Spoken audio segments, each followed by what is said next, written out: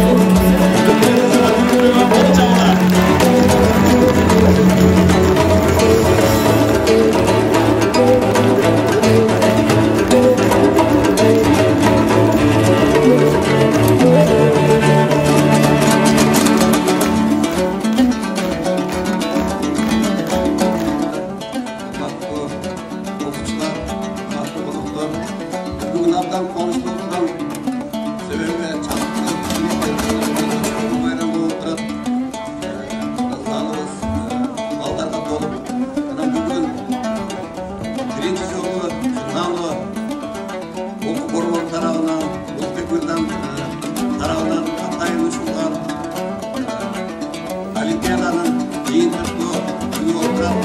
Биринчиден ушул Олимпиаданы уюштуруп жаткан Улукбек Ажыбековичке мына атасы отурат. Терең ыраазычылык билдирем.